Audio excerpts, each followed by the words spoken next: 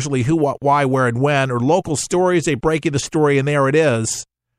But the major reporting networks like CNN, liberal bias, CBS, liberal bias, NBC, liberal bias, Telemundo or anything, Univision, all those, liberal bias, besides Fox News, they're the only alternative on national television. And, by the way, this was kind of cool the other day. CBN, and this really, really infuriated the mainstream media when the Christian Broadcasting Network, Pat Robertson's CBN out of Virginia Beach, they're everywhere. You know, they do the 700 Club. And by the way, I have nothing but respect for what CBN does and what they've done through the years. I think they do a terrific job, but it infuriated them because they would never, normally CBN would barely ever get called on during a press conference. And Donald Trump called on CBN and the reporter, Brody. And I thought that was really remarkable. But honest, fair reporting. Yes, and I think Pat Robertson actually did vote for Donald Trump. And we endorsed for the very first time with For the People, Donald J. Trump for president.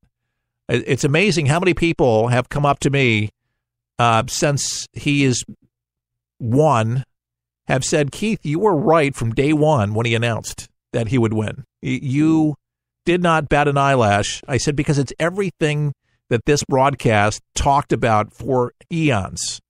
Chuck Harder was fighting for, dedicated most of his life towards this fight, and finally a person that actually can make these things happen. He didn't just talk about them, but now he's implementing these things. I mean, it's a dream, truly, folks, a dream come true. This is not just an election. This is a movement. This has moved people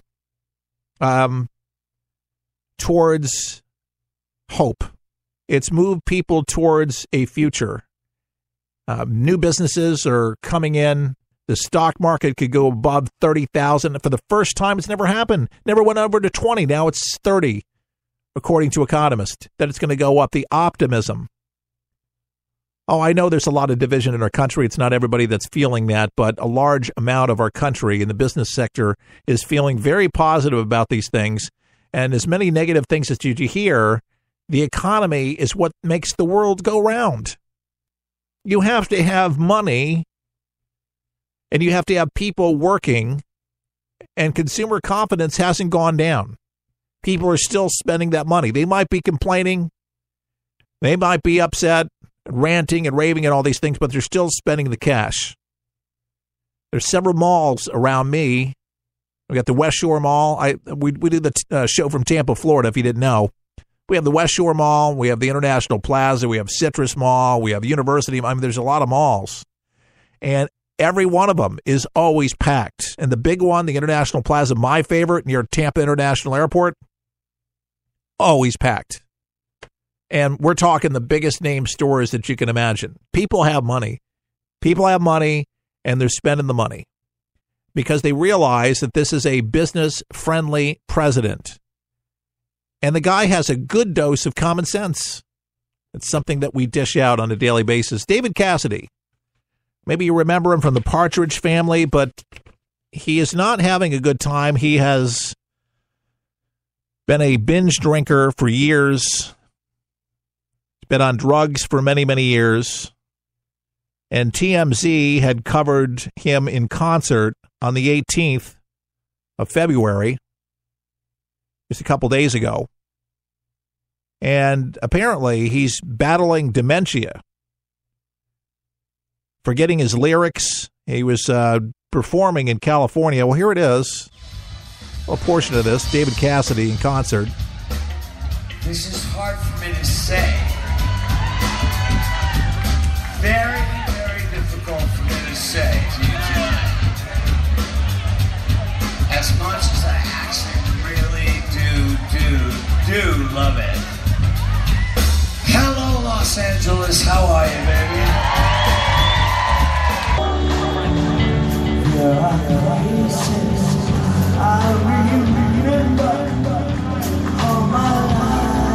He can't remember his lyrics. During the show, he told the audience that he would be retiring. Sentiments that he had retired. He retarded the words according to People magazine. He said, I want to focus on who I am, and how I've been without any distractions, he said. I want to love. I want to enjoy life. I love being able to come back to the place that, despite the fact I wasn't born here, for the most part, this is my home, he told the crowd during a show on Saturday.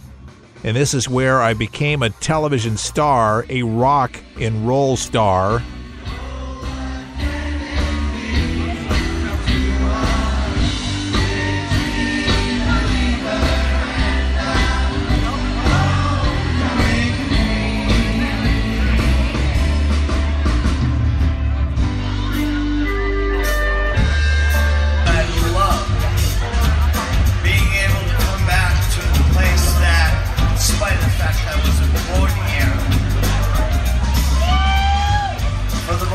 This is my home.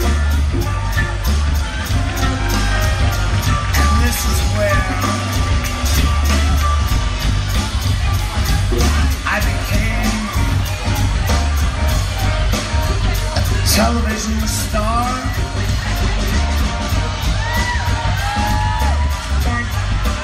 A rock and roll star.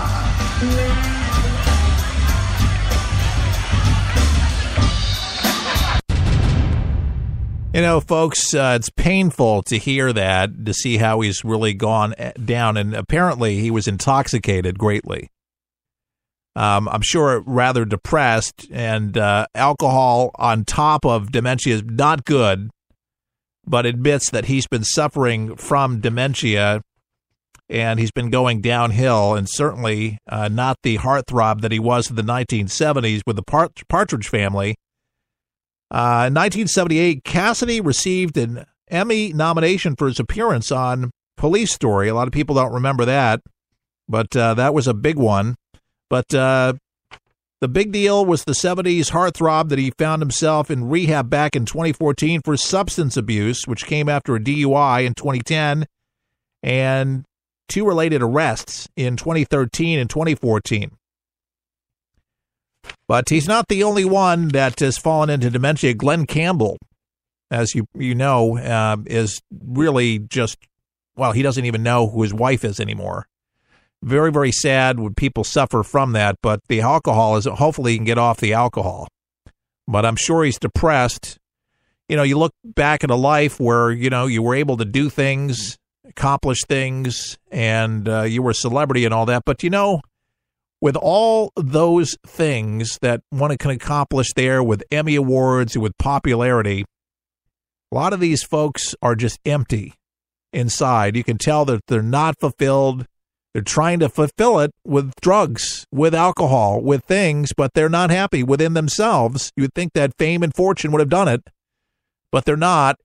And I'll never forget the evangelist of evangelists, not Franklin Graham, but his dad, Reverend Billy Graham, said that he believed that all men had God-shaped vacuums in their hearts, and if they did not submit to God and to his plan, we'd be always trying to fill it with these particular things that are actually hurtful in our lives, and that's why people seek out substance and things like that to do it, but it makes them feel more empty inside. They don't know what it is, and Billy Graham would always say that, you know, if you don't have a relationship with God, then you're going to continue feeling that emptiness. And you see this increasingly in Hollywood with stars, and you don't even have to be a celebrity.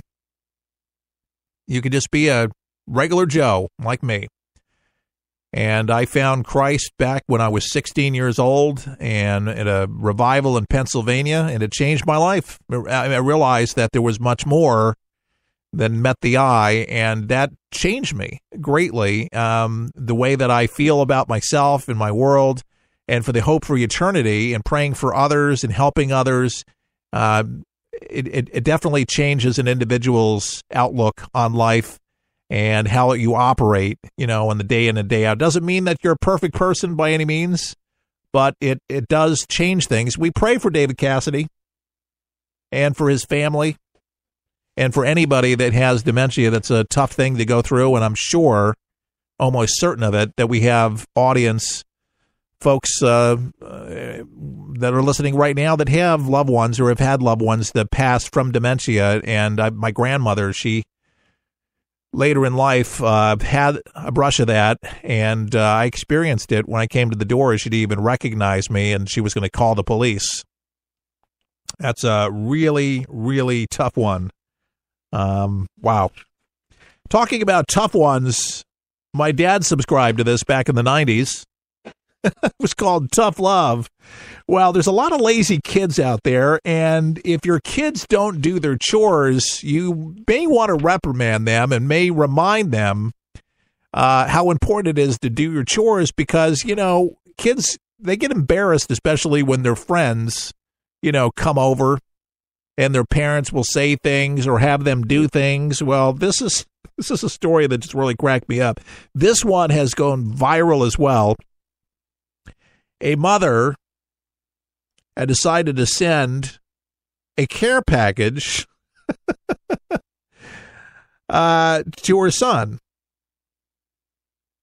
And it was a box of goodies.